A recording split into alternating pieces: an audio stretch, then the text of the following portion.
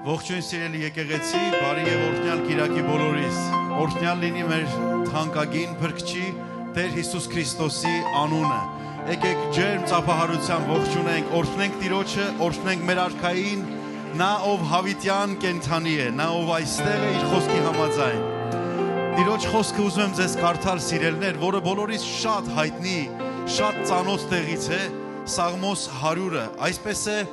սկսում հեղինակը շատ գեղեցիկ կերպով գոհաբանության մի հրաշալի օրինակ է մեզ տալիս եւ ասում է աղաղակեցեք դեպի Տերը։ Գիտեք, աղաղակել նշանակում է ինչ? Ձայն բարձրացնել։ Ամեն։ Ձայն պետք է բարձրանա եւ ասում է ծառայեցեք Տիրոջը ուրախությամբ։ Թող տրտմություն չլինի մեր ծառայությունը, թող ոչ թե սրտի տխրությամբ լինի այսօրվա ծառայության մասնակցելը, այլ ուրախությամբ եւ ցնծությամբ։ Ամեն։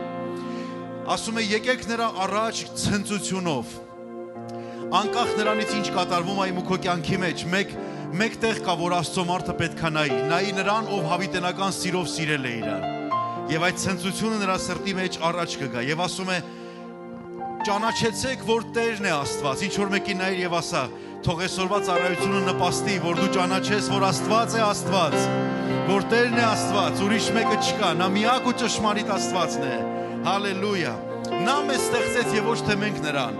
Դրա համար մենք նրա ժողովուրդն ենք եւ նրա առօտի գառներն ենք։ Մտնենք նրա դռները գոհությամբ։ Գիտեք, շատերիս համար դժվար է այս հարցին պատասխանել։ Արդյոք մենք այսօր գոհ ենք, որ եկել ենք։ Շատ բաների մեջ դժգոհություններ կան կյանքում, տխրելու առիթներ կա, բայց այսօր գոհությամբ գանք նրա առաջ եւ ասում է նրա սրահները փառաբանությունով մտեք եւ գոհացեք նրանից եւ օրհնեցեք նրա անունը։ Լավ բաներ ասում, չէ՞։ Եվ սրանից հետո սկսում առաջին հարցը՝ ինչու, ինչի դու այդ բանը պիտի անես, ինչի պետքա գոհանաս, ինչի պիտի փառաբանես, ինչի պիտի ծափ տաս, ինչի պիտի երգես, ինչի պիտի անես այս ամեն ինչը։ Շարունակություն ասում է, որովհետև Տերը բարի է, հալելույա, որովհետև Աստված բարի է ինձ ու քեզ համար, անկախ նրանից մարդիկ չար են, Աստված հավիտյան բարի է մեզ համար, եւ նրա ողորմությունը հավիտյան է, հալելույա, նրա ողորմությունը չի վերջանում ծառայությունից անմիջապես հետո, նրա ողորմությունները շարունակվում են մեր կյանքի բոլոր օրերի մեջ, եւ շարունակություն ասում է, եւ նրա ճշմարտությունը ազգից մինչև ազգ է, հալելույա, նա երբեք չի ստի, ինչ որ ասել է միտքը չի փոխի, նրա խոսքերը այո եւ ամեն են եւ հավիտյան ճշմարիտ, եւ այդ ճշմարիտ Աստծուն արժե լավ ծափահարությամբ, լավ փառաբանությամբ օրհնել եւ պատիվ տալ նրան, հալելույա։ Եկեք այս հրաշալի խոսքերից հետո մեր փառաբանության ձայնը բարձրացնենք եւ պատրաստ լինենք հզոր փառաբանության, ամեն։ Դու կտաս Աստծուն այն ինչին գտնում ես հարմար, որ նա արժանի է, եւ այս երգի մեջ դու կհայտնաբերես բաներ, որոնք որ կարող է եւ փոխել քո կյանքի իրավիճակը, կարող է քո սրտի դիրքը փոխել, որպեսզի Աստված մնա Աստված իմ եւ քո կյանքի մեջ, Հիսուսի անունով, ամեն։ Բարձրացնենք մեր ծափերը միասին եւ օրհնենք, հալելույա։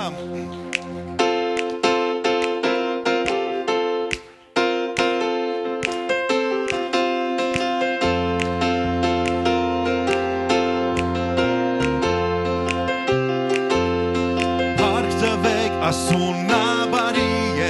ողորմությունն է նրա հավիտյան, փառք տվեք, ասուննա բարի է, ողորմությունն է, բոլորս միասին մեր ծափերով, փառք տվեք, ասուննա բարի է, ողորմությունն է նրա հավիտյան, փառք տվեք, ասուննա բարի է, ողորմությունն է, սա այն օրն է, որ Տերը ստեղծեց, եկեք ցնցալ եւ ուրախ լինենք, ով Աստված մեծարում է քեզ, փառաբանում է քեզ հավիտյան, սա այն օրն է, որ Տերը ստեղծեց, եկեք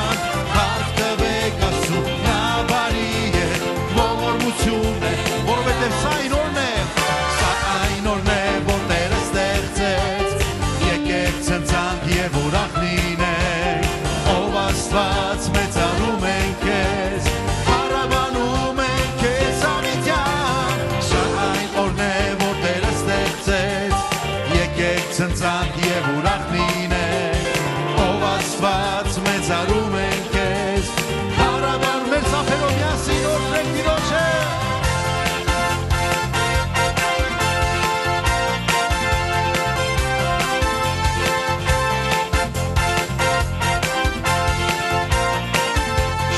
Շարունակի նորից ասա նրան օրհնություններ դու նրան հալելույա Աստված բարի է միասին շարունակենք Տեր դու բարի ես եւ քո ողորմությունը հավիտյան է Շարունակենք մեր ծափերով Տեր դու բարի ես քո ողորմություն հավիտյան է Միասին կարող ենք ասել Տեր դու բարի ես քո ողորմություն հավիտյան է Բոլորս միասին Տեր դու բարի ես քո ողորմություն հավիտյան է Տեր բարի ես Տեր դու բարի ես քո ողորմություն հավիտյան է Մարդիկ ողջ ազգերից եւ լեզուներից Սերնդե սերունդ եւ դարերից դար օրհնում ենք քեզ Հալելույա հալելույա օրհնում ենք քեզ Ինչ մեծ ես դու օրհնում ենք քեզ օրհնում ենք դու արժանի ես Հալելույա հալելույա օրհնում ենք քեզ Ինչ մեծ ես դու Տեր դու բարի ես նորից ասենք միասին Տեր դու բարի ես քո ողորմություն հավիտյան է Տեր բարի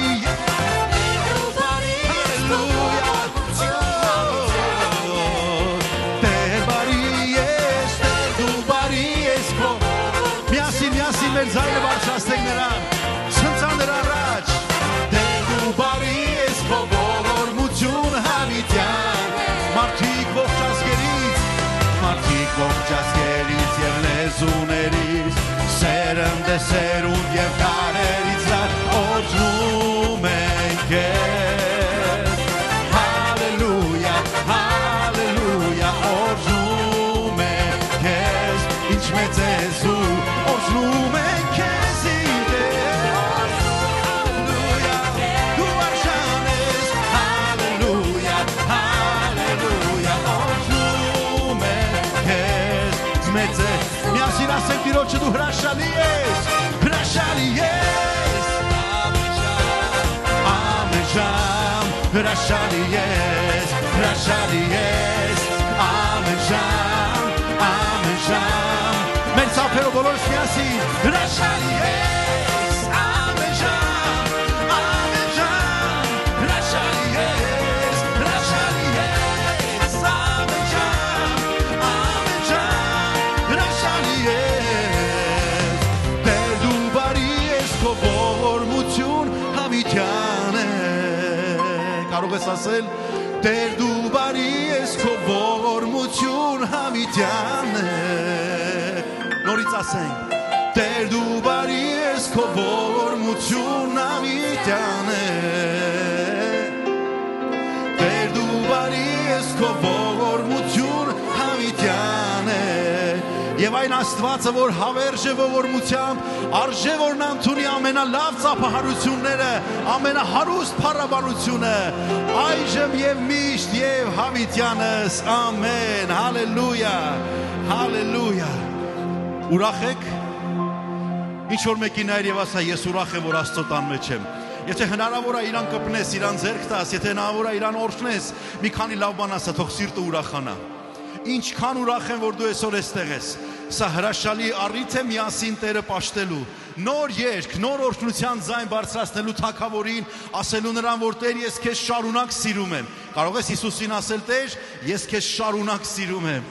Անկախ նրանից ինչ կանցնի իմ շուրջը, դու կմնաս իմ Աստվածը հավերժ։ Հալելույա։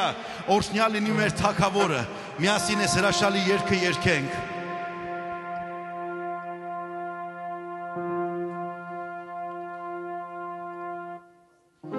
Նոր երգ երգենք, հալելույա, գանք Տիրոջ առջև փառաբանությամբ եւ օրհնենք նրան, որ գալիս է սրտի գոհությամբ։ Միասին ասենք նոր երգ երգենք, հալելույա,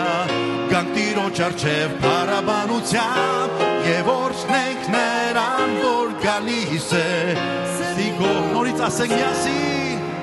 Նոր երգ երգենք հալելույա Գանք Տիրոջ առջև փառաբանությամբ եւ օրհնենք նրան, որ գալիս է Սրտի եւս մեկ անգամ հավատքով ասենք Նոր երգ երգենք հալելույա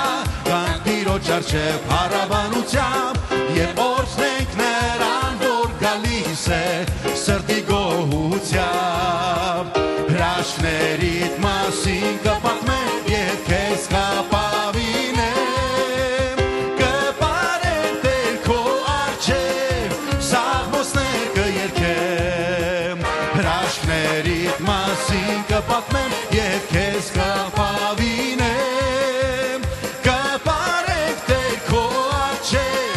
սաղմոսներ կերքեմ միասին նոր երգ երգենք հալելույա Գանք Տիրոջ առջև փառաբանությամբ եւ օրհնենք նրան, որ գալիս է սրտի գոհությամբ նորից նոր երգ երգենք հալելույա Գանք Տիրոջ առջև փառաբանությամբ եւ օրհնենք նրան, որ գալիս է սրտի գոհությամբ հրաշքների մասին կպատմեմ եւ քեզ կապավինեմ կպարենք Տեր քո առջև սաղմոսներ քո հրաշքների մասին կպատմեմ եւ քեզ կապավինեմ կպարենք Տեր քո առջև կարող ենք մեր ծափերը միասին մեր ծափերով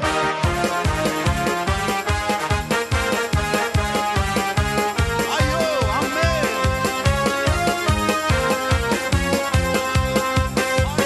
Քո հրաշքների մասին նորից ասենք հրաշքներիդ մասին կպատմեմ եւ քեզ կապավինեմ կպարենք Տեր քո առջև սաղմոսներ կերքենք կպարենք Տեր քո առջև սաղմոսներ կերքենք կպարենք Տեր քո առջև սաղմոսներ կերքենք Ամեն հալելույա Ամեն ինչ հրաշալի է Տերը ինչ քաղցր է Տերը Փառք լինի նրան հալելույա Ինչքան գեղեցիկ է ինքը ինչքան սքանչելի է ինքը Գիտես երկերքոց գիրքը որ Սողոմոնը իր սիրահար վիճակի մեջ գրում էր Գիտեք ինչ էր հայտնաբերում էր որ նրա նման գեղեցիկը չկա Շատ գեղեցիկ է Եվ հարսի ու փեսային էր նմանեցնում եւ ասում էր որ խնձորենին ինչպես այգի մեջ գեղեցիկ այդպես իմ փեսան այդպես փեսան գեղեցիկ է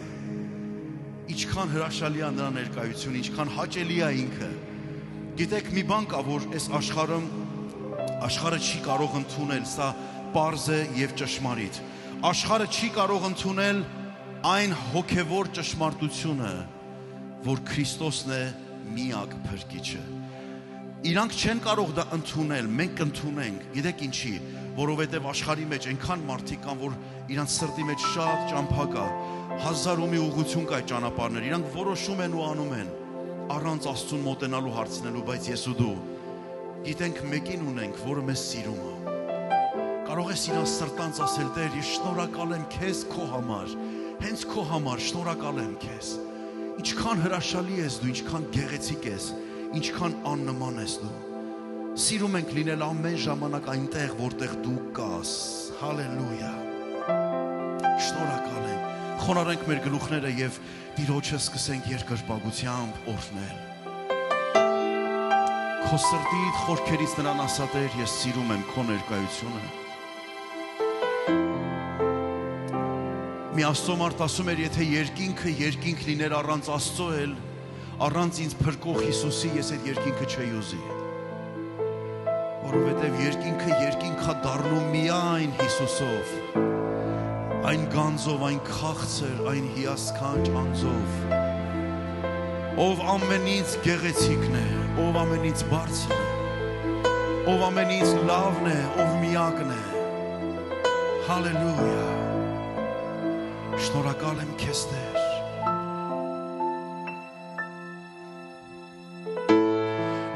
ես կանգնած եմ Տեր քո առջև Եվ փնտրում եմ երեսը քո Սիրտս լցվում է խաղաղությունով Եվ ես կապրեմ միայն քեզանով Երբ ես կանգնած եմ Տեր քո առջև Եվ փնտրում եմ երեսը քո Սիրտս լցվում է խաղաղությունով Եվ ես ուզում եմ ապրել միայն քեզանով Տարածենք ձեռքեր Սիրում եմ քո ներկայությունը Քեզնով ուզում եմ ապրել Սիրում եմ քո ներկայությունը Քեզնով ուզում եմ շնչել Սիրում եմ քո ներկայությունը Քեզնով ուզում եմ ապրել Սիրում եմ քո ներկայությունը Քեզնով ուզում եմ շնչել Երբ ես կանգնած եմ Տեր քո առջև Եվ փնտրում եմ երեսը քո Կյանքն իմ լցվում է իմաստությունով Եվ ես կապրեմ հավերժ միայն քեզանով Երբ ես կանգնած եմ Տեր քո առջև Եվ փնտրում եմ երեսը քո Կյանքն իմ լցվում է իմաստությունով Եվ ես կապրեմ հավերժ միայն քեզանով Սիրում եմ քո ներկայությունը Քեզնով ուզում եմ ապրել Սիրում եմ քո ներկայությունը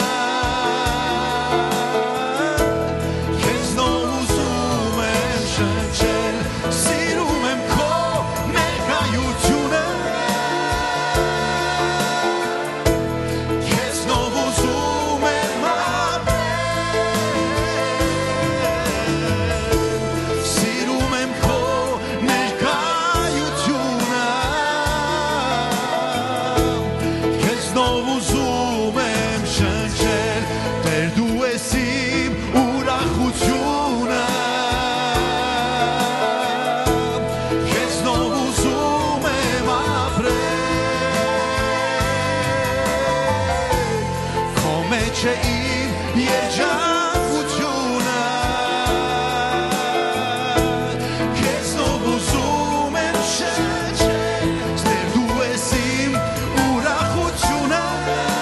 Իսուս Քեզնով ուզում եմ ապրել Քո մեջ է իմ երջանկությունը Քեզնով ուզում եմ կարող ես Տիրոջ ասել Սիրում եմ քո ներկայությունը Քեզնով ուզում եմ ապրել Սիրում եմ քո ներկայությունը Քեզնով ուզում եմ շնչել Սիրում եմ քո ներկայությունը Քեզնով ուզում եմ ապրել Սիրում եմ քո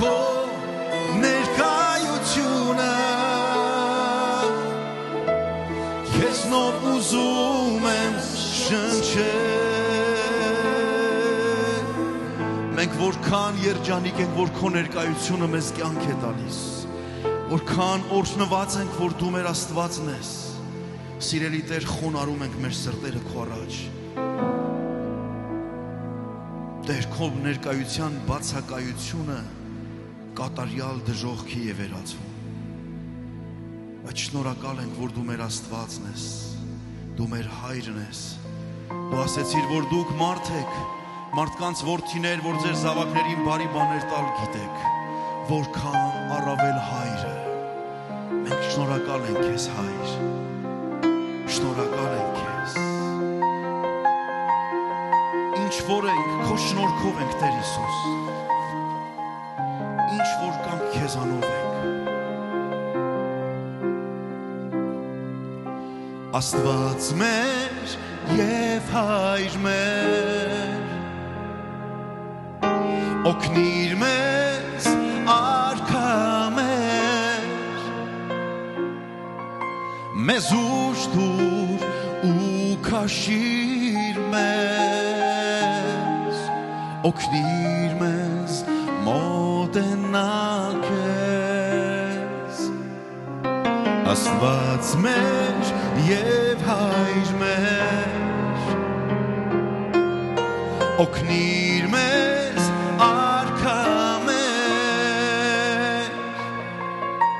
պահիր մեզ քո կամքի մեջ,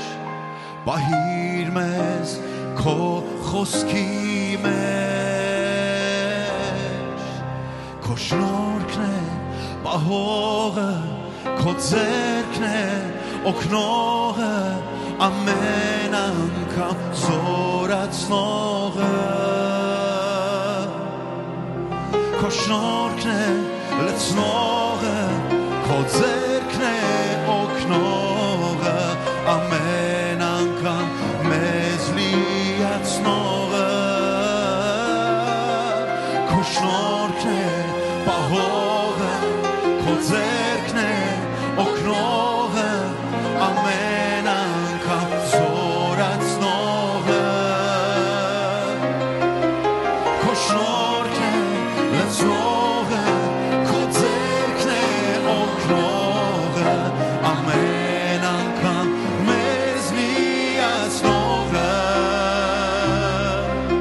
Աստված մեր և Հայր մեր, օգնիր մեզ արքա մեր, մեզ երկ դուր գովելու քեզ, մեզ երկ դուր օրհնելու քեզ, Աստված մեր և Հայր մեր, օգնիր մեզ արքա մեր, մեզ երկ դուր գովելու քեզ, մեզ երկ դուր օրհնելու քեզ, քո շնորհքն է պահողը, քո ձեռքն է այո զորացնողը, միայն քո շնորհքը Տեր, քո շնորհքն է լցնողը, քո ձեռքն է օգնողը, ամեն անգամ մեզ լիացնողը, այո Տեր, քո շնորհքն է պահողը, քո ձեռքն է օգնողը, ամեն անգամ զորացնողը, միայն քո շնորհքը Տեր, քո շնորհքն է լցնողը, քո ձեռքն է օգնողը, ամեն անգամ մեզ մի նայիր նրա շնորհքի ձեռքերին և ասա նրան ինձ հետ միասին, քո շնորհքն է պահողը, քո ձեռքն է օգնողը, ամեն անգամ զորացնողը, քո շնորհքն է լցնողը, քո ձեռքն է օգնողը, ամեն անգամ մեզ լիացնողը, այսօր էլ օգնում են մեզ ասենք քո շնորհքն է միասին Եթե կարիք ունես նրա շնորհքի նրա օգնության նրա զորության կարիք ունես ասա նրան Հիսուս դու ես եւ քո շնորհքն է քո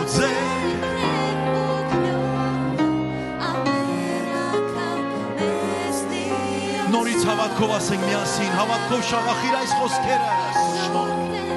Պահողը քո ձեռքն է օգնողը ամեն անգամ զորացնողը Մենք հավատում ենք քեզ Հիսուս քո շնորհքն է լցնողը քո ձեռքն է օգնողը ամեն անգամ մեզ լիացնողը Աստված մեր եւ հայր մեր Ալելույա Թող օրհնյալ լինի մեզ օրհնող Աստվածը Թող օրհնյալ լինի մեզ սիրող մեզ շնորհքով լցնող Աստվածը ամեն Մինչև որ կնստես դարձիր 1-2-ին ողջունիր ասա որ դու իրան շատ ես սիրում եւ ուրախ ես որ նա այստեղ է Օրհնիր նրան եւ ասա թող Աստված տա քեզ քո սրտի ուզածը Թող Աստված տա քեզ քո սրտի ուզածը եղբայրս քույրս թող Աստված տա քեզ քո սրտի ուզածը Հալելույա ամեն եւ էլի ամեն Տերը օրհնի մեզ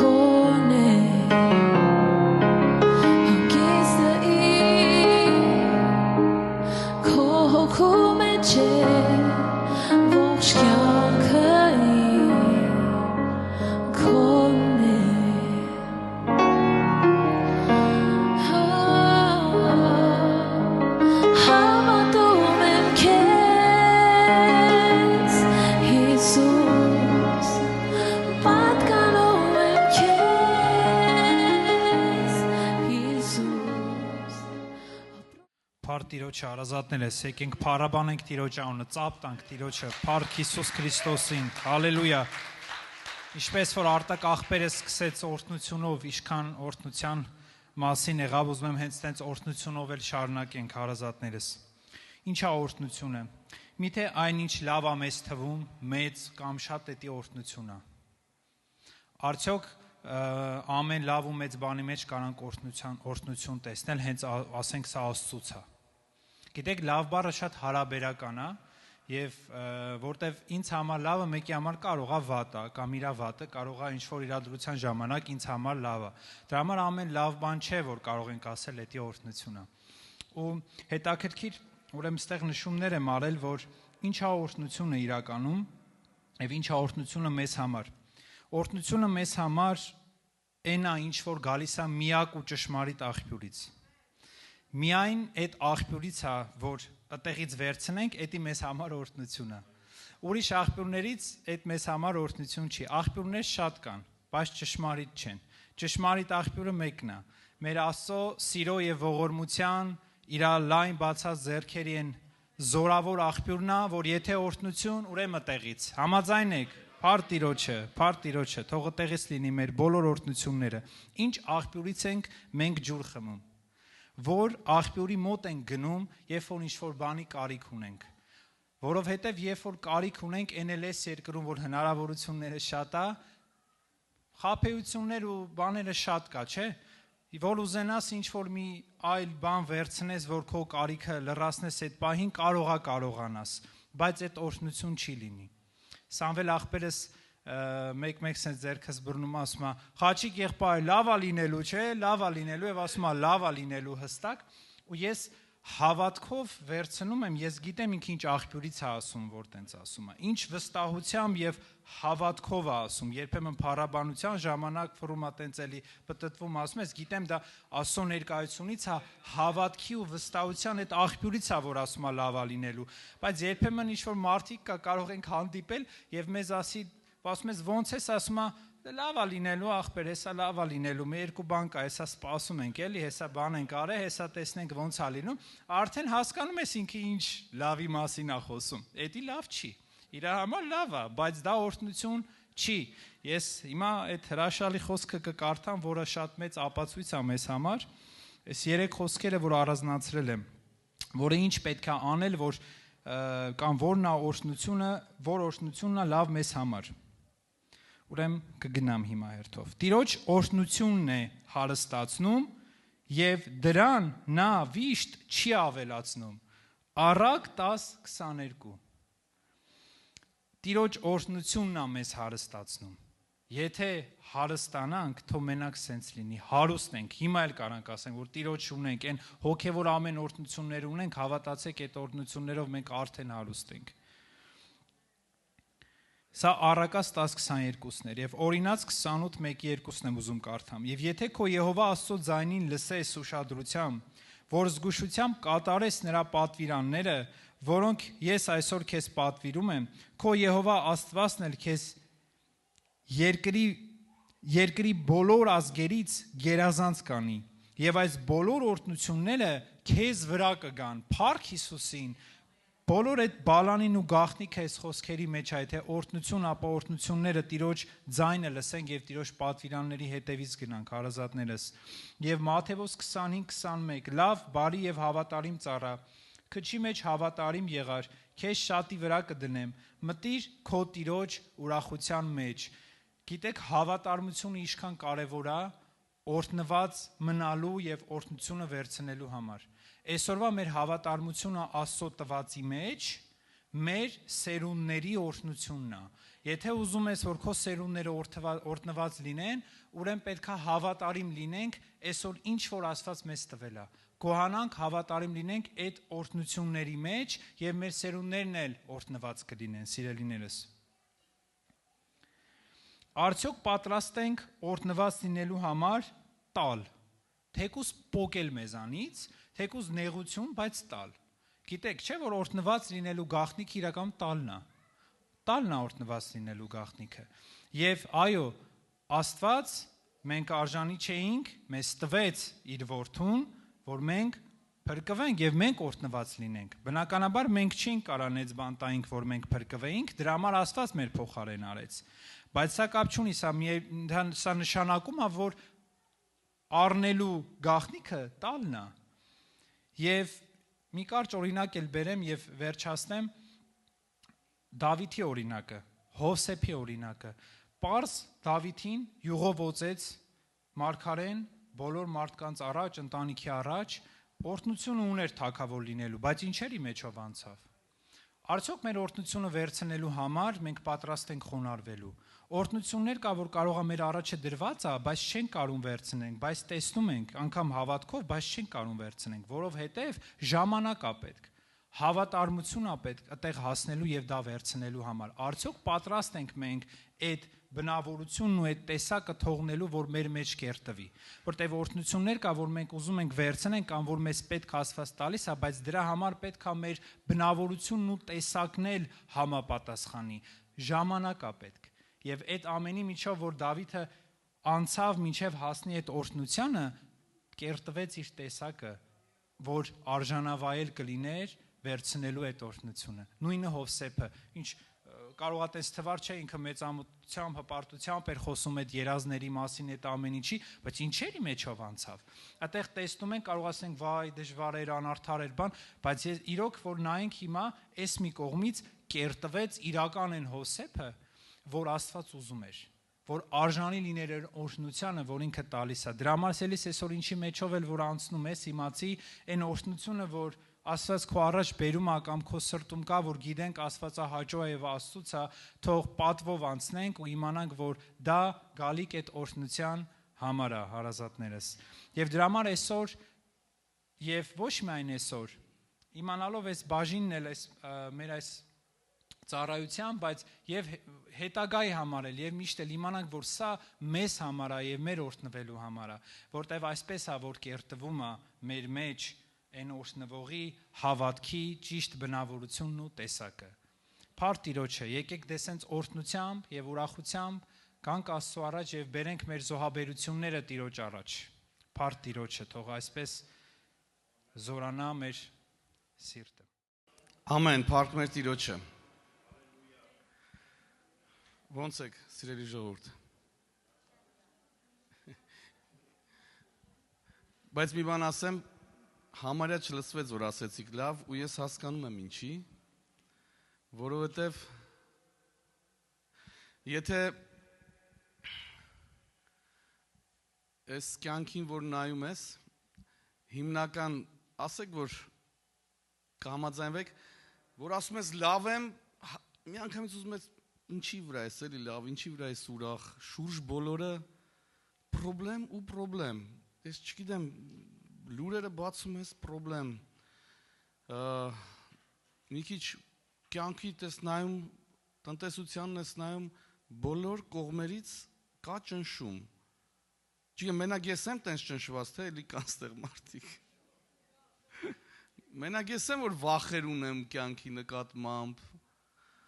ու տարակուսանքներ, սա կասեք, եթե տենց վախկոտ ես, ինչ ես վեր կացեք քարոզելու, որ բան կա, տնավարի ասված, ասում են երկու լուր կա, լավ ու վատ, որ ասեմ սկզբում, լավ, վատ չասեմ, ուրեմն այս աշխարհի վիճակը, չգիտեմ, բոլորը կհամաձայնեն, թե չէ աստվածաբանական տեսանկյունից ճիշտ է լրիվ, թե չէ, բայց խոստում չկա, որ ավելի լավ է լինելու, գոնե ասում է, չգիտեմ, մեղավոր ավելի մեղավոր կդառնա, պիղծ ավելի կպղծվի, չարությունը շատանում է այս աշխարհում, իհարկե, կան դեղ մի բան, որ ապաշխարես ու դեպի փրկություն գաս, այդտեղ բեկում կարագա մարդու կյանքում, բայց այդ մտահոգող բանն է դեր, որ կեղծ իլյուզիաներով չեմ ուզում, որ մենք այս սպասենք, վաղը շատ լավ կլինի երկրի վրա ամեն բան, ուրեմն իմիջիալից ասեմ մի տենց հազարամյա պատմության մասին կա, ով է լսել հազարամյա պատմության մասին Աստվածաշնչից, որ հազարամյա թագավորություն պիտի լինի երկրի վրա, որը կարելի է ինչ ուզում ես անուն դիր դրախտ, դիր անունը հրաշք դիր, Աստծո թագավորություն դիր, բայց այդ խոստումը կա, պարզապես մի փոքր ես այսօր դրա մասին չեմ խոսալու, ավելի խորը որ ուսումնասիրենք կհասկանանք դա երբ է գալու ու ով պիտի մասնակցի դրան։ Եվ այսպես էդի մի քիչ մտահոգող կողմներ, բայց այն լավ լուրը գիտեք որն է, որ Երեմիայի գրքի 29-րդ խոսքում, 20-րդ գլխում, 11 խոսքում իդեպ ասեմ, որ այս ժամանակ Իսրայելի ժողովուրդը գտնում է շատ ծանր կացության մեջ, գերեվարվել էր, դուք պատկերացնում եք բավական ծանր իրավիճակ է, մեր այսօրվա աչքով տեսած, որ գերեվարվես, ասենք մի ամբողջ ազգի բռնեն, կանդալներով, բաներով, ձեռնաշղթաներով կամ սրիտակ վախացնելով քշեն իրանց ակունքից, իրանց ապրելու տեղից ու տանեն գերի ուրիշ տեղ։ Եվ այստեղ այդ ժողովրդին, որ հավանաբար բավական այդ ձև մռայլ էր իրանց համար կյանքը, ծանր էր իրանց համար կյանքը, Աստծո խոսքը ուղարկում է հույսի մի խոսք, որովհետև այսպիսով Երեմիա 29-րդ գլուխ 11-րդ խոսքը, որովհետև ես գիտեմ այն խորհուրդները, որ ես խորհում եմ ձեր մասին, ասում է Տերը, խաղաղության խորհուրդներ եւ ոչ թե չարության, որ ձեզ տամ ապագան եւ հույսը, եւ դուք կկանչեք ինձ եւ կգնաք եւ աղոտ կանեք դեպի ինձ եւ ես կլսեմ ձեզ եւ դուք ինձ կորոնեք եւ կգտնեք ինձ, կխնդրեք ամբողջ սրտով։ Սիրելիներ, ես հավատում եմ Աստծո խոսքի զորությանը։ Ես հավատում եմ մի Աստծու, որը հույսի Աստված է, որը ևս մեկ շանսի Աստված է։ Ամեն։ Ամեն, փառք մեր Տիրոջը։ Եվ այսպես թիմի կարևորությունը։ Թիմի կարևորությունը։ Երբ որ նայում ես ստեղծագործությանը ու ինձ միշտ անկեղծ ասած հետաքրքրել է պատմության անիվը հետ գնալու դեպի ակունքը, որտեվ ինչքան գնաս դեպի ակունքը լավ հասկանաս ինչն ինչոց էր, այնքան հավանաբար ավելի ճիշտ քո նշանակությունը կյանքի դերը կգտնես։ Եվ երբ որ վերադառնում եմ, գնում եմ դեպի այն ստեղծագործությունը ամենասկիզբը, կար մի ժամանակ, որ անգամ այդ ժամանակ էլ ժամանակ չկար։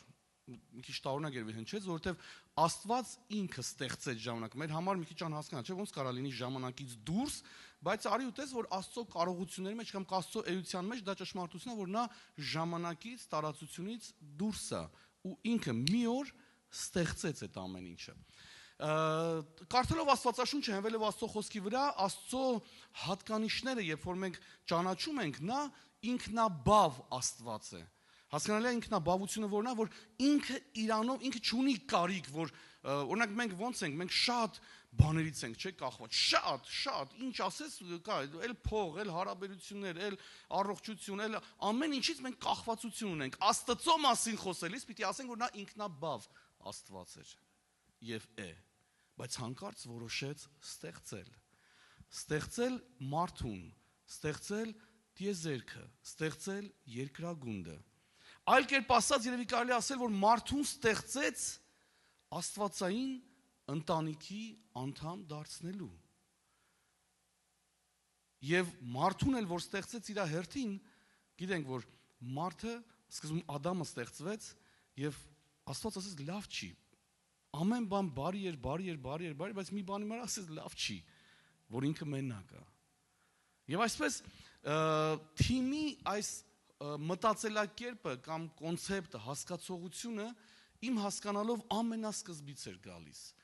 Աստված էլ մենակ չմնաց եւ ստեղծեց։ Մարդուն էլ որ ստեղծեց, մենակ չստեղծեց։ Եվ հետաքրքիրն այն է, որ ես միշտ որ կարդում եմ, որտեվ այդ նոր Աստվածաշնչի առաջին գրքերի մեջ լուրջ բաներ տեղի ունեցավ, այն ցավերն ու տառապանքները, որ մենք այսօր ունենք, արի ու տես, որ հենց այնտեղ տեղի ունեցավ ու դրա հետևանքներն ենք մենք քաշում, բայց մինչև դա շատ գեղեցիկ բաներ կան, ապրումներ կան, նկարագրություններ կան, թե ոնց էր Աստված մարդու հետ հաղորդակցվում։ Ես մի քանի անգամներ եմ դա նշել, բայց երբեմն այդ բարիությունը իմ սրտի մեջ այնքան է ուրախություն տալի, որ ասես չես հասկանում, ասում Աստված հով ժամին եկավ Ադամին, չես կարող հասկանալ, լավ Աստված հոգևոր էակ է, հով ժամը ինչ կապ ուներ Աստծո հետ, բայց այտենց հետաքրքիր բաներ կար այդ Եդեմի պարտեզում, որտեղ Աստված ստեղծեց իր թիմը, ստեղծեց իր նպատակը, ու ինչը պիտի լիներ այդ նպատակը միշտ իմ սիրտը վառում ու ոգևորում է։ Գիտեք, որ Աստվածաշունչը խոսում է, որ Եդեմի պարտեզ որ ստեղծվեց, այդ ամբողջ երկրագունդը չէր, դա մի հատված էր։ Ու մարդը դրա մեջ դրվեց, ու դրա մեջ այնց հրաշք բաներ է պատմում, ամեն ինչ շատ լավ էր, ու մարդը պիտի պարապ-սարապ նստեր, ոչ, մարդը ի սկզբանե դրվել էր, որ խնամեր, աշխատեր, հետո Աստվածաշունչն ասում է, որ շատացեք ու բազմացեք, լցրեք աշխարհը, ոնց պիտի աշխարհը լցնեին իրանք։ Ես ենթադրում եմ, որ երբ որ իրանք բազմանային ու շատանային, Եդեմի պարտեզն էլ չէ, որ իրանք պիտի մշակեին, մեծացնեին, տարածքը մեծացնեն, Եդեմի պարտեզը պիտի ավելի մեծանար, ուզում եմ հավատալ, որ հենց դա պիտի լիներ, երկրագունդը պիտի լիներ Եդեմի պարտեզ ու երկրի վրայից պիտի բարձրանար ինչ։ Հավատում եմ, որ աստվածապաշտության, երկրպագության, այդ անուշահոտ խունկի բուրմունքը դեպի Աստված, այլ կերպ ասած, աշխարհը պետք է լցվեր աստվածապաշտ մարդկանցով, որոնք որ Աստծուն պիտի սիրեին եւ Աստծո թագավորությունը երկրի վրա պիտի տեղի ունենար։ Չգիտեմ, մի քիչ երևակայություն կար երևի սրա մեջ, բայց խոսելով թիմի մասին, երևի կսխալվեմ, թե չէ, որտեվ Աստծո էության մասին չեմ կարծում կա մի մարդ, որ ամեն ինչ կատարյալ ճիշտ գիտի։ Անկամ երրորդությունը, որ մենք հավատում ենք երրորդության Աստծուն, անգամ դա իմ ուղեղին միջև վերջ դա անհասկանալի է մնում։ Ես շատ լավ հիշում եմ, որ երիտասարդ տարիներին, երբ որ նոր էի ապաշխարել, այդ ժամանակ շատ sense կրակ կար մեջս, բանկ, որ sense գնամ Եհովայի վկաներին ապացուցեմ, որ իրանք սխալ են, չգիտեմ, ով է հեչընկե դրա մեջ, որ մտնում ես այդ բանավեճի մեջ, սկսում ես կռվել հետները, հետո գալիս է մի պահ, որ հասկանում ես դու պետք չի վիճես, հանձնի իրանք Աստծո ձեռքերի մեջ, դու քո գործը արա։ Եվ այդ ժամանակ հիշում եմ, որ ինձ մեկը ասեց. «Կիրթ տղա ես երևում, դու ոնց 3 հատ Աստծո ես հավատում, բազմաստվածության ես հավատում, ինչ որ ասում ես, հասկանում ես»։ Ես իրան ասեցի, որ չէ, շատ լավ չեմ հասկանում, բայց խորապես հավատում եմ, որտեղ Աստվածաշունչը դա ասում է, որ երրորդությունը Աստված։ Եվ կսխալվեմ, թե չէ, չգիտեմ, որ ասեմ թիմ հենց Աստծո էության մեջ։ Եթե երբևիցե խորացել եք, մտածել եք կամ երբ որ դուք ասում եք Հայր Աստված, ինչ զգացումա ձեր մոտ գալիս, երբ որ ասում եք Հիսուս Քրիստոս, ինչ ապրումներ եք դուք ունենում, եւ երբ որ ասում եք Սուրբ Հոգի, Հայր Աստված իր խոսքը տվեց, պատմում էր մարդկանց, ասում էր ճշմարտության մասին, մեղավոր մարդկանց իրանց սխալների մասին էր ասում, օրենքը տվեց, եւ հետո եկավ ժամանակը, որ Աստծո մի գերբնական բան տեղ ունեցավ, մարդեղացում հանձին որդի Աստծո, որը եկավ աշխարհ ու միսիա, նպատակ ուներ, ինչ պիտի աներ, նա պետքա մարդկության փրկության համար գին վճարեր։ Եվ հետո եկավ ժամանակը, որ ինքը համբարձվեց Սուրբ Հոգին ուղարկեց, ինչ պիտի լիներ, այդ իրադարձությունները, որ 2000 տարի առաջ տեղի ունեցան,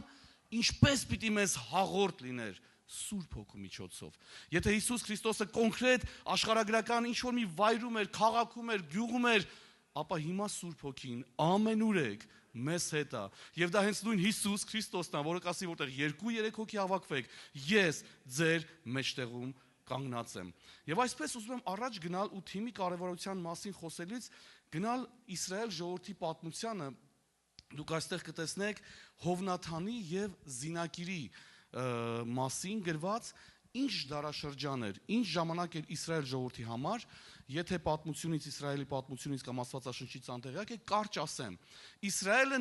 նոր դարձել էր թագավորություն, Սավուղը առաջին ընտրված թագավորն էր, Աստծո կողմից էլ օծված թագավորն էր, որ դրվեց Իսրայելի վրա, եւ այդ ժամանակ Հովնաթանն էլ թագաժառանգն էր, Սավուղի որդին էր։ Հետագայում սա այն Հովնաթանն է, որը շատ մտերվածավ երկրորդ թագավորը, որը պիտի լիներ, իրականում Դավիթը պիտի լիներ, իրանք շատ մտերմանում են եւ եղբոր եւ մի բան էլ ավել այդ սիրով կապվում են իրար, եւ այսպիսով Հովնաթանը այդ մարդն էր, թագաժառանգն էր, Սավուղի որդին էր։ Իսկ Զինակիրն էլ պատմության ընթացքից մենք գիտենք, որ հին ժամանակներում մարտիկները ունենում էին բավականին զենքեր կամ պարագաներ կռվելու համար, որ դրանց կրելու համար օգնական էր պետք։ Եվ դրանց համար դրանց կոչում էին զինակիր կամ կապարճակիր։ Եվ այսպես այդ ժամանակ փղշտացիները Իսրայելի որոշ բարձունքներ գրավել էին եւ Իսրայելի ժողովուրդը անճար էր մնացել, բանակը անճար էր մնացել։ Ոչ մեկ չէր կարողանում մի բան անել, որտեղ վախենում էին թշնամուց, եւ այստեղ գալիս է այս հրաշք հատվածը։ Առաջի թագավորաց 14:1-6-7։ Մի օր Սավուղի որդի Հովնաթանը իր զինակիր պատանուն ասեց. «Եկ անցնենք փղշտացիների պահապան զորքի մոտ, որ այն կողմում է», բայց իր հորը իմաց չտվեց։ Եվ այսպես իր զինակիր պատանուն ասեց. «Արի գնանք են կողմը»։ Զինակիր։ Ես խոսում եմ թիմի կարևորության մասին, եւ այստեղ մեր ուշադրությունը զինակիրն էր Հովնաթանի, որ Հովնաթանը լավ ճանաչում էր իրան եւ գիտեր ում հետ խոսեր, որպեսի գործը գլուխ բերեին։ Իմիջայլուց ասեմ, որ զինակիրը, մասնավորապես Հովնաթանի զինակիրը, մեկն էր, որ չքննարկեց։ Մենք հեսա մի քիչ անց կկարդանք, չքննարկեց այդ բարդությունը, ոնց պետք է անենք, ինչ պետք է անենք։ Եվ այսպես ես կարծում եմ, որ մենք մեր կյանքում անպայման պիտի լինենք զինակիր, անպայման։ Եվ որևէ պարագայում դա կգա այն ժամանակ, որ մենք ինքներս կունենանք զինակիրներ։ Բայց հավատում եմ, որ այն սկսում է նրանից, որ մենք ենք ուզում զինակիր լինել։ Եվ այսպես ուզում եմ առաջ գնալ եւ հաջորդ միտքը, որ ուզում եմ արտահայտել, հավատարմության կարևորությունն է։ Զինակիրի մասին խոսելիս երևի մի ամենակարևոր, կարծում եմ, հատկանիշը պիտի նշենք հավատարմություն։ Ղուկասի ավետարան 16:12-ում այդ հրաշք խոսքերը կան, որոնք որ չգիտեմ հեչ կանգնել եք դրա վրա, ասում են. եթե օտարինը եղող բանի մեջ, ուրիշինի մեջ հավատարիմ չլինեք, ձեզ ձերը ով կտա։ Իմ կյանքի ընթացքում ես բավականին անհաջողություններով եմ անցել։ Ի նկատի ունեմ ձեռնարկել եմ գործեր, շատ ձախողել եմ լիքը բաներ ու հասկացել եմ, որ կա այդտեղ մի գաղտնիք եւ գուցե հենց այս գաղտնիքը ինձ վերաբերվում է։ Ուրիշինի մեջ հավատարիմ որ չլինես, քեզ քոնը ով կտա։ Եվ այսպես ուզում եմ շարունակել, ասեցի չէ, որ արագ եմ գնալու, հաջորդ միտքը, որ ուզում եմ արտահայտել, զինակիրի կարևորություններ։ Պատմությունը առաջի թագավորաց 14:1-ում, ուրեմն հենց սենց էր ասում, մի օր Սաուլի որդին ասեց, եկ գնանք, հորը չասեց, հասկանալով, գիտակցելով, որ զինակիրն էր, չգնաց թագավորի մոտ, չգնաց այդ վախվորած մթնոլորտի մեջ, ինքը հասկացավ, որ կա մի մարդ, որ իր կողքին է, եւ անպայման ինքն է, որ պիտի իրան օգնի, եւ առանց իր ինքը չի կարողանալու անի, եւ վստահ էր, թե ինքը ինչ կարձագանքի, առանց քննարկման իր կողքին էր։ Եվ պատմությունը, երբ որ մենք շարունակում ենք 6-րդ խոսքում, 6-րդ խոսքում, ասում է, եկ անցնենք այս անթլփատների պահապան զորքի մոտ, գուցե Տերը մի բան անի մեզ համար։ Չէ որ Տիրոջ համար արգելք չկա, որ շատ մարդով էլ ազատի թե քչով էլ։ Եվ վերնագրել եմ Աստծո ճանապարհները անքննելի են։ Մենք ունենք մեր ծրագրերը, մենք ունենք մեր պատկերացումները, բայց Աստծո համար, եթե դու քո հույսը դնում ես Աստծո վրա եւ դնում ես Աստծո ամենակարողության վրա, ապա Աստծո համար մեծ կարևորություն չկա շատով թե քչով։ Եվ այսպես շարունակելով հատվածը 7-րդ խոսքի մեջ շատ սիրում եմ այս խոսքը զինակրի արձագանքը ու ես սենց եմ անվանում այս արձագանքը, ասում եմ զինակրի ճակատագիր փոխող արձագանքը։ Եթե կհիշեք նախորդին պատգամի մեջ, երբ որ Նեհեմյան է խոսում, Նեհեմյան կոչ արեց այդ առաջնորդներին, որոնց հավաքել էր ու ասում էր, տեսնում եք այս թշվառ իրավիճակը, եւ ասեց, եկեք բարձրանանք ու կառուցենք, ժողովուրդը իրենց ձեռքերը ուժեղացրեցին ու ասեցին, բարձրանանք եւ կառուցենք։ Հիմա նայեք, տեսեք, թե այստեղ զինակիրն ինչ է ասում։ Զինակիրը ասում է, եւ իր զինակիրը նրան ասաց, այն ամենը, ինչ կա սրտիդ մեջ, արա, առաջ գնա, ահա ես քո ուզածի պես քեզ հետ եմ։ Կարծում եմ բանալի բառեր են սրանք։ Այն ամենը ինչ կա սրտիդ մեջ, արա, ես քեզ հետ եմ։ Ինչքան հաճախ պակասում են այսպիսի արձագանքներ։ Ինչքան հաճախ մենք չենք ասում այս ամենակարևոր խոսքերից, մարդու կողքին կանգնելով, քաջալերելով ու ասելով, որ ես քեզ հետ եմ։ Եթե ամպագորգոր չհնչի, կարելի է նաև ասել, որ մի ամբողջ պետության ճակատագիր փոխվեց, որտեվ այդ ժամանակ արդեն թագավորություն էր, բայց իրանք վախվորած չգիտեին ինչ անեին։ Իսկ հետագայում հեսա կկարդանք ու կտեսնենք, թե ինչ ստացվեց այդ շարունակության մեջ։ Ես ուզում եմ ստեղ մի հետաքրքիր բան նշել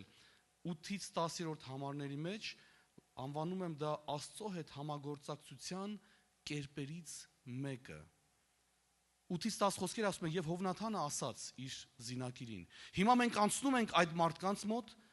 թող երևանք նրանց։ Եթե մեզ այսպես ասեն, կանգ առեք, մինչև որ մենք գանք ձեզ մոտ, այն ժամանակ կկանգնենք մեր տեղը եւ չենք ելնի վեր նրանց մոտ։ Բայց եթե այսպես ասեն, բարձրացեք մեզ մոտ, այն ժամանակ կբարձրանանք վեր, որովհետեւ Տերը նրանց մատնել է մեր ձեռքը եւ դա նշան կլինի մեզ համար։ Զգում եք, մենք Աստվածաշնչից շատ տեղեր տեսել ենք, որ Աստված ոնց է առաջնորդում։ Տեսել ենք, որ բարձրաձայն ձայնով է խոսում։ Տեսել ենք, որ մարգարեներն են խոսում։ Ես իմիջայլուց մի Աստվածաշնչյան մի առաջնորդության ձև եմ նկատել։ Եբրայեցիների 11-րդ գլխում, երբ որ հավատքի մասին խոսում է, հավատքի հերոսների մասին, ասում է, որ Աբրահամը հավատաց, բերում է խոստումներ, թե Աստված տվել էր խոստում, նրանք հավատացին։ Օրինակ Աբրահամի խոստումը գիտենք, որ պիտի զավակ ունենար։ Եվ երբ որ գալիս է Մովսեսին, ես շատ ուշադրություն դարձրեցի տեղ, Մովսեսի համար ասում է, եւ հավատքով Մովսեսին չտարան զոհաբերելու։ Այդ պատմության մեջ է ձևեր եգիպտացիները սպանում էին անդրանիկ զավակներին, բայց Մովսեսը փրկվեց։ Ու երբ որ ուսումնասիրում ես, տեսնում ես, որ ոչ մի տեղ չի գրած, որ Աստված ասել էր այդ ծնողներին, «Էս արեք կամ այն արեք»։ Երբ որ մենք խոսում ենք մյուս հավատքի մարդկանց մասին, որ Աստված խոստացել է, օրինակ Աբրահամին խոստացավ սա պիտի լինի, նա հավատաց։ Իմ համար շատ հետաքրքիր էր, ինչին հավատացին ծնողները։ Եվ մի գաղտնիք տեսա, ու դրա մեջ մի նրբություն տեսա Աստծո խոսալու կերպերից մեկն էր։ Ասում է, որ նրանք տեսան, որ Մովսեսը շատ գեղեցիկ էր։ Ու դա ինձ այնքան է ուրախացնում, որովհետև ես անկեղծ եմ ասում, հաճախ իմ խոսքերից դուք կարծում եմ գրեթե չեք լսի, որ ես ասեմ Սուրբ Հոգին ինձ ասեց։ Ինձ սա մի հարց է, որ շարունակ տանջել է, ես մտորումների մեջ եմ եղել, Սուրբ Հոգին ինչպես է իմ հետ խոսում եւ ինչպես ես դա զանազանեմ։ Եվ հասկանում եմ, որ Աստված այնքան բարի է, ամեն մեկին ունի մի խոսալու կերպ, տարբեր կերպեր ունի խոսալու։ Ու ոչինչ որ ես այս ականջով չեմ լսել Աստծուն, որ ինձ ասի Սամվել, վեր կացու սա արա կամ նա արա։ Ոչինչ որ երազով չհայտնեց այս կամ այն բաներն անեմ, բայց Աստված ունի խոսալու մի կերպ։ Մովսեսը երեխան գեղեցիկ էր, ու դրանից այս ծնողները առաջնորդվեցին, բայց հետագայում եբրայեցիներում այդ ծնողների մասին կասի, որ հավատքով իրանք արեցին։ Ինչին հավատացին։ Այդ խոսալու կերպին, որ գեղեցիկ էր։ Եվ այսպես ստեղ հիմա Հովնաթանին որ տեսնում ենք, ոչ մի ձև չի ասում, որ Աստված ասեց, Մարգարեն ասեց, կամ Սուրբ Հոգին ասեց, այ ինքը այնքան ազնվորեն Աստծո հետ վստահելով Աստծուն,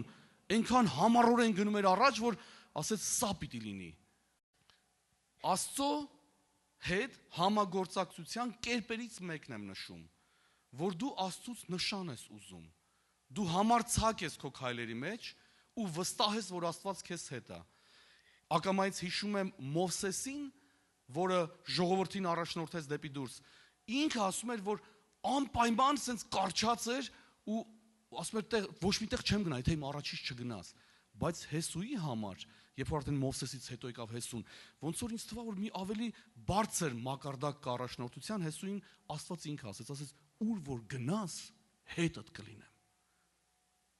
Պատկերացնում եք, մենք այնքան մտերմանանք Տիրոջ հետ, որ դե բնականաբար, գիտեք, ես ինիկատի չունեմ, երբեմն բանա, չէ, ասենք գողը պիտի գնա գողության, ասում է, եթե այս նշանը լինի, կանեմ էսի կամ էսի, Աստված ուրեմն հետը սրա մասին չի խոսքը, անաստված բաների մասին չի խոսքը, որ նշան դնենք կամ մենք ի վերջո Աստվածաշնչից հստակ գիտենք Աստծո կամքը, սրա մասին չի խոսքը։ Աստծո գործելակերպի, Աստծո մեջ առաջ գնալու եկեղեցաշինության մեջ, Աստծո գործը առաջ տանելու մեջ եմ խոսում, որ մենք կարող ենք Աստծուց նշաններ ուզել, որ այսպես անենք, թող այսպես լինի։ Եվ ուզում եմ առաջ գնալով գալ Հովնաթանի վերնագրում եմ այս միտքը համառ աշխատանք։ Երբ որ կարդում ես, որովհետև իրանք գնացին ու հենց այդ ձևել եղավ Հովնաթանը ասացի պես։ Նրանք ասեցին բարձրացի ու հավանաբար հեգնանքով, որ լե բարձրացեք տեսնեմ դուք ովքեր եք, եւ ասում է Հովնաթանը ձեռքերով ու ոտքերով մագլցեց։ Պատկերացնում որ համառորեն մագլցում էր։ Նրա զինակիրն էլ նրա ետևից եւ փղշտացիներն էլ ընկնում էին Հովնաթանի առջև։ Նրա զինակիրն էլ նրա հետևից էր սպանում։ Եվ այս առաջին կոտորածի ժամանակ Հովնաթանն ու նրա զինակիրը մոտ 20 մարդ սպանեցին կես լծավարի չափ գետնի վրա եւ սարսափ ընկավ դաշտում բանակի եւ ամբողջ ժողովրդի մեջ պահապան զորքն ու ավարառուներն էլ զարհուրեցին։ Երկիրը դղրդաց եւ Աստծո վախը պատեց նրանց։ Եվ այսպես հաջորդ տեսնում ենք, որ հաջորդ միտքը ես անվանում եմ փայլուն ներողություն փուլային զարգացում։ Կհիշեք, երբ որ մենք Նեհեմիայի մասին խոսում ենք, ոնց այդ մարդը սկզբում սրտում ունեցավ, հետո փոքր մի օղակի հետ աղոթում էր, հետո գնաց թագավորի մոտ խնդրեց, հետո գնաց արդեն խնդրեց այդ շինանյութերը ու գնաց ժողովրդի մոտ, Երուսաղեմ գնաց, հետո առաջնորդներին հավաքեց։ Հետո արդեն իրանց են բացարձակ ծրագիրը ներկայացրեց։ Եվ այսպես ես տեսնում եմ մի հետաքրքիր զարգացում նորից։ Ուրեմն 14-20-22-ում Սավուղը, այ հայրը, թագավորը, մի պա արդեն լսելով իր հետ եղած ամբողջ զորքը հավաքվեցին մեկտեղ եւ գնացին մինչեւ պատերազմի դաշտ։ Իրանք ընդեղից ձեներ են լսում արդեն, վախվորած սպասում են։ Հանկարծ տեսնում են ինչ-որ պատերազմի ձենա, աղաղակները, հավաքվեցին, գնացին եւ այնտեղ ամեն մարդ ինչ են տեսնում։ Սուրը ուղղել էր ընկերոջ դեմ, թշնամու բանակում խուճապ կար։ Եվ շատ մեծ խռովություն կար։ Եվ այն եբրայցիները, որոնք առաջ փղշտացիների հետ էին, փաստորեն եբրայցիներ կային, որ փղշտացիների բանակում էին, եւ որոնք շրջակա երկրներից նրանց հետ բանակ էին եղել, նրանք էլ միացան Սավուղի եւ Հովնաթանի հետ եղած իսրայելիցիներին։ Եվ Իսրայելի բոլոր այն մարդիկ, որ թաքնվել էին Եփրեմի սարում, լսեցին, որ փղշտացիները փախչում են, եւ նրանք նույնպես պատերազմի մեջ մտան։ Եվ այսպես այդ փուլերը, երբ որ ես նկատում եմ, Հովնաթանի մեջ ծնվեց գաղափար։ Հովնաթանը կիսվեց իր զինակիրի հետ։ Տերը սա օրհնեց, որովհետև զինակիրն էլ իր կարևորագույն խոսքն ասեց. ինչ որ սրտումդ կա, արա, ես քեզ հետ եմ։ Գործնական հնարավոր քայլեր արեցին։ Տեսեք, ես նկատել եմ, որ 20 հոգու պատերազմելը 2 հոգու տես չի, որ շատ անհնար մի բան է, չէ, հնարավոր բան էր, դժվար բան էր, բայց նրանք դա արեցին։ Հաջորդ քայլը Աստծուց եկած խառնաշփոթ եկավ։ Հաջորդ քայլը եբրայցիները, որ հակառակորդի բանակում էին, միացան։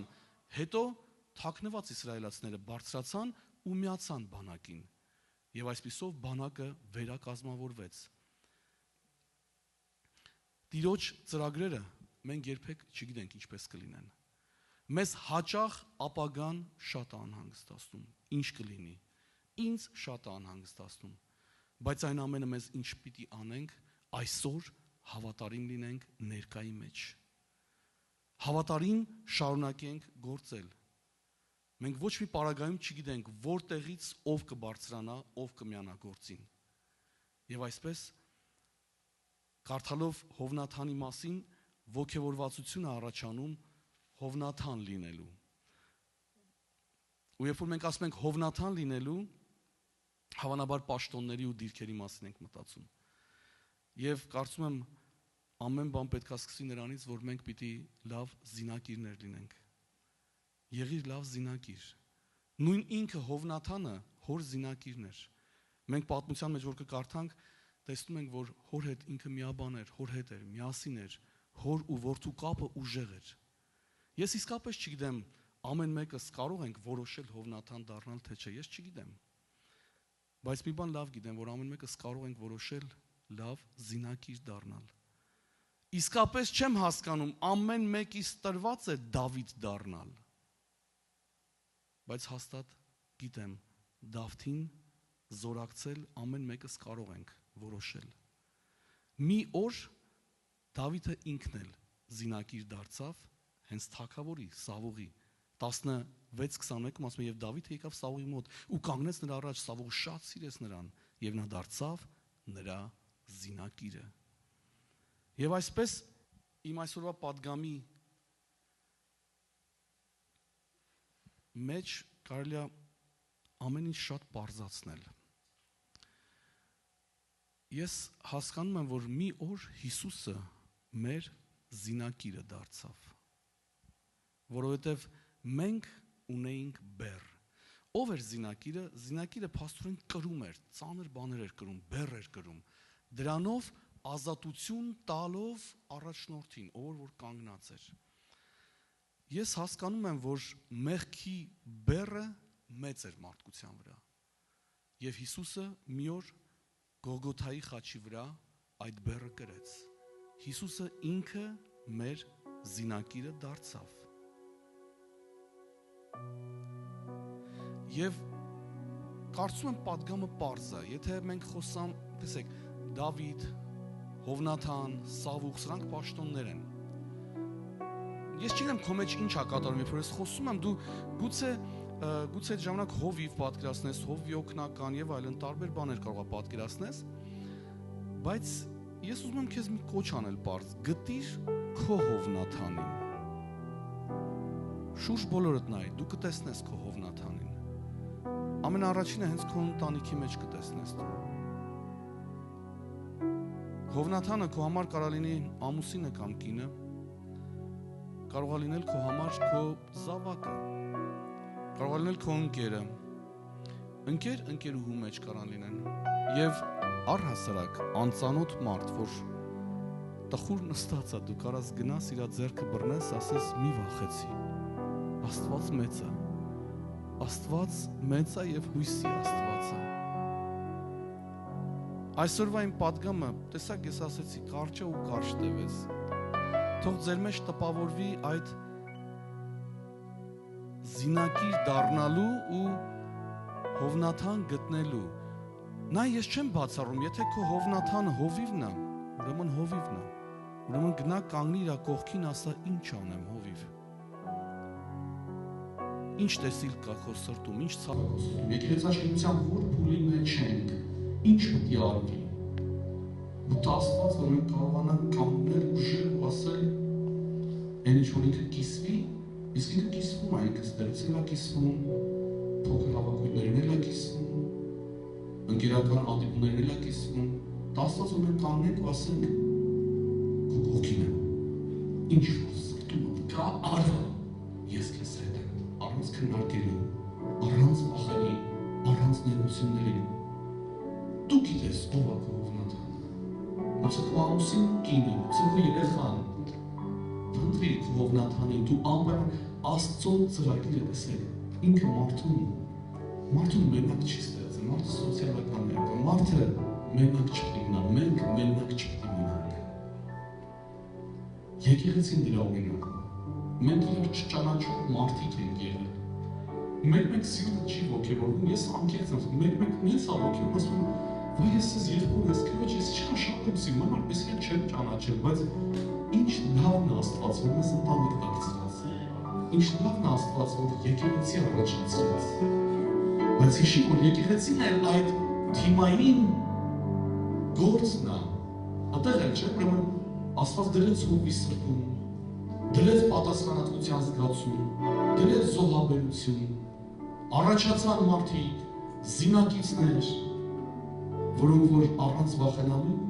ասացին կբարձրանանք ու կկառուցենք։ Աղոթքից զինակիր դարձիր, աղոթքից զինակիր դարձիր։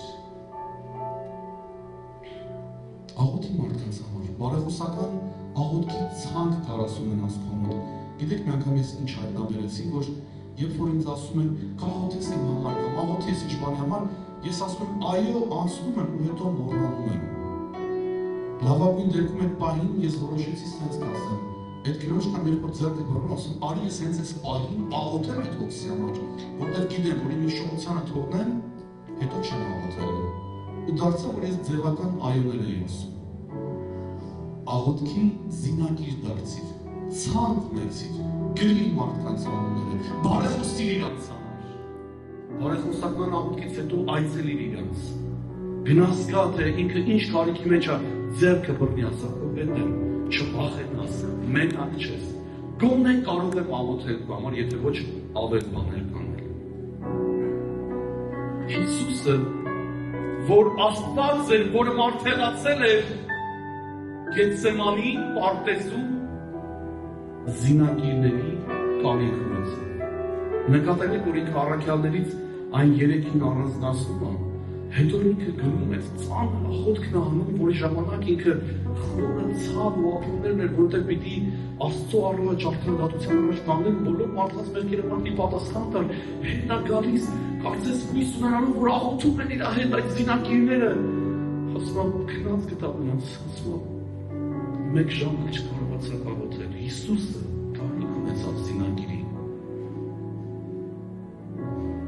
Սիրելի եղբայրս եւ քույրս, այսօրվա պատգամում թող մի բարձ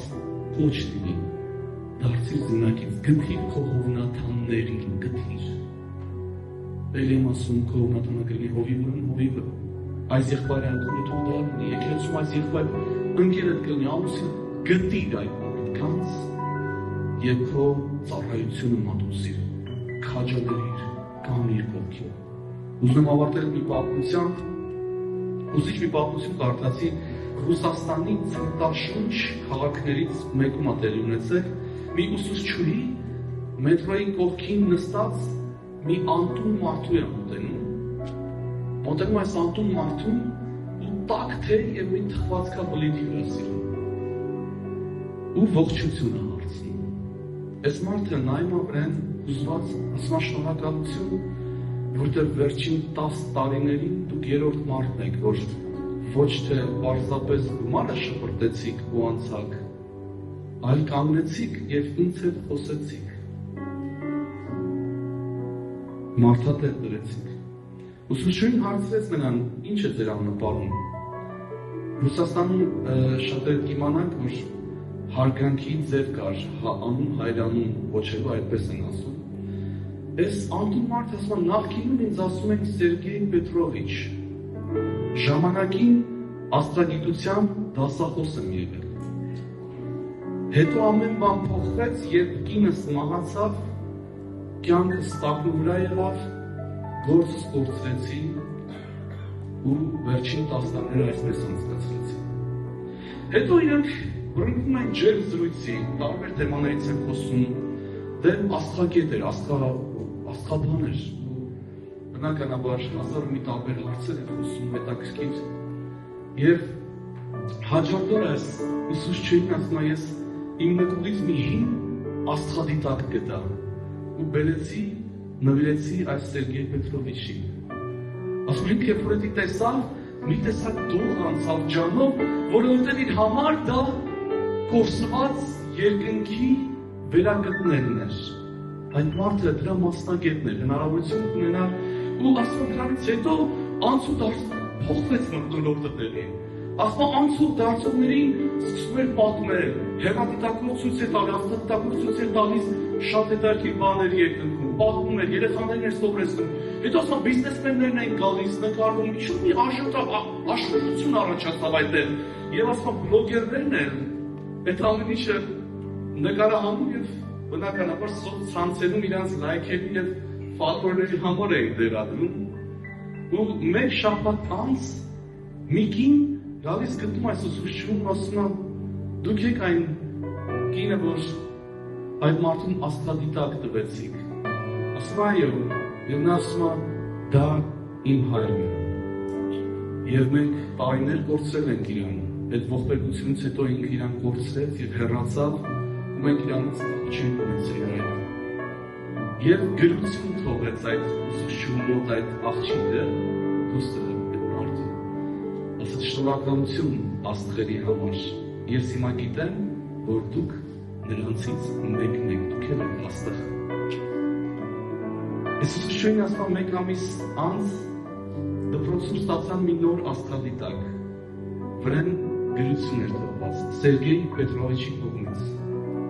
Գրությունը ասում էր սովորեցրեք երեխաներին վեր նայել։ Դրանից հետո դասերը շատ աշխուժացան,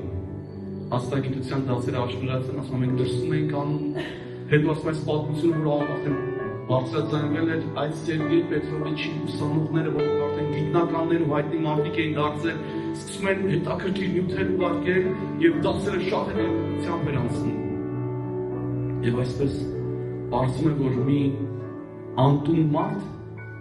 ինչ-որ մեկի համար մի ողջ աշխարհ է նշանակում, կյանք է նշանակում։ Եվ եկեք մեզ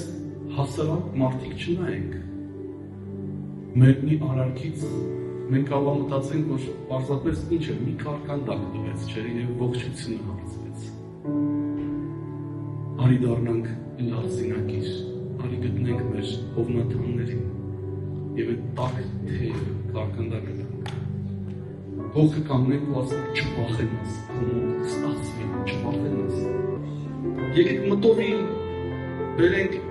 մեր մտքի մեջ, վերիշենք, փնտրենք, գտնենք մեր հովնաթաններին։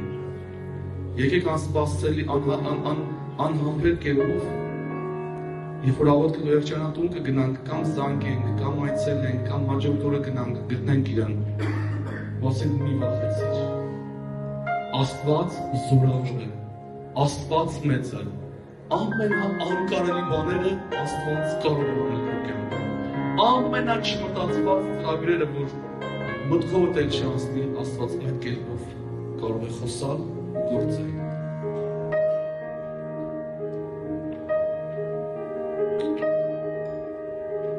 Դժվար պահի դուսնեցի, հիտեն կանգնած ես դու իմ կողքի, հավատարիմ ես դու Տեր, մինչև վերջ,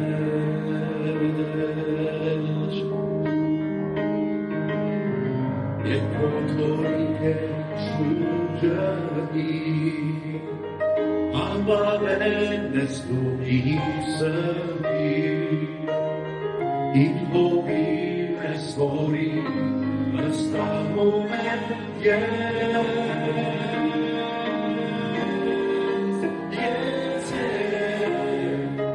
և գիշեր դու իմ կողքին ես իշխին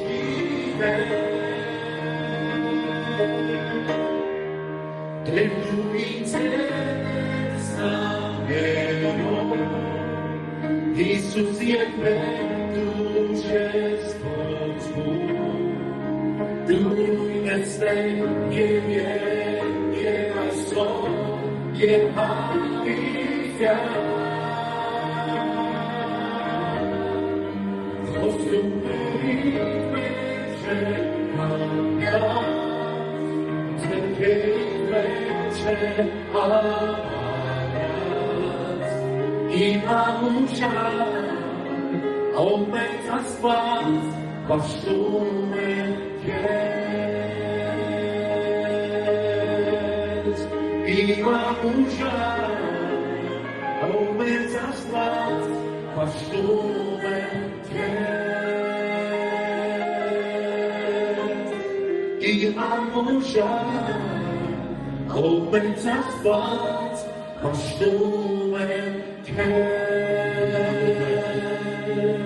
Շնորհակալություն ես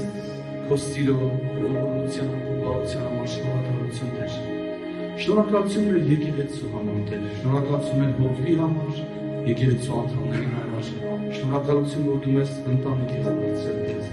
շնորհակալություն որ մեզ թիմ ես դարձրել Տեր, շնորհակալություն Տեր որ մինչև այս վայրկյանը պահել ու պաշտպանել ես Տեր։ Օգնի մեզ, որ մենք դառնանք լավ զինակիրներ։ Դուր մեր աչքերը բաց լինեն,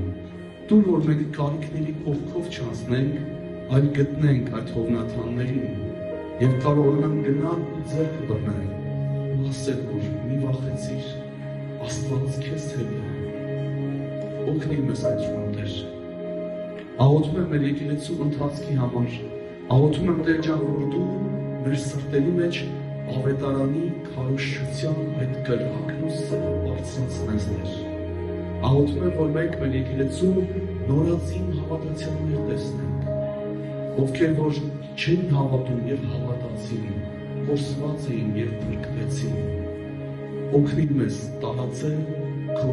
թագավորությունը։ Օգնի մեզ հավատարիմ լինել Տեր։ Եվ թող քո սուրբ անունը ամեն բանի մեջ փառաբանվի, սիրելի Հայր, Որդի և Սուրբ Հոգի։ Ամեն։ Ամեն։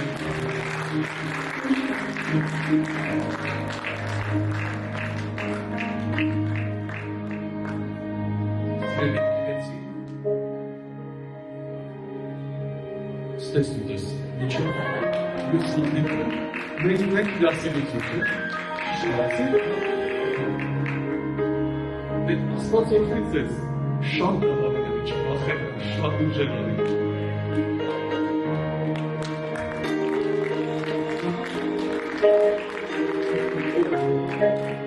Իմ ամուժան, ով մեզ ասված, աշխում է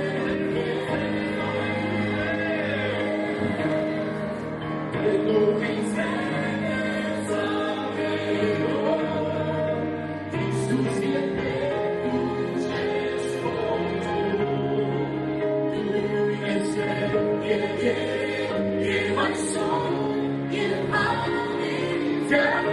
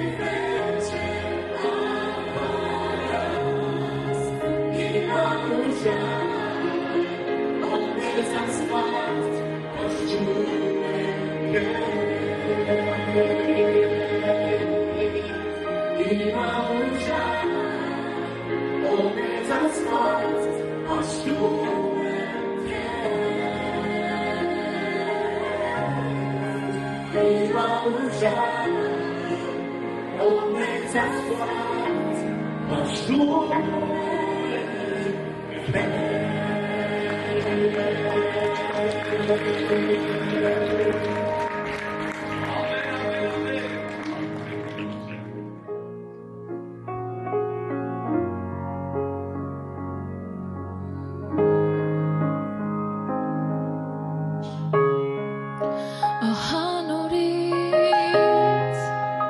ձերքերիդ մեջ է ամբողջը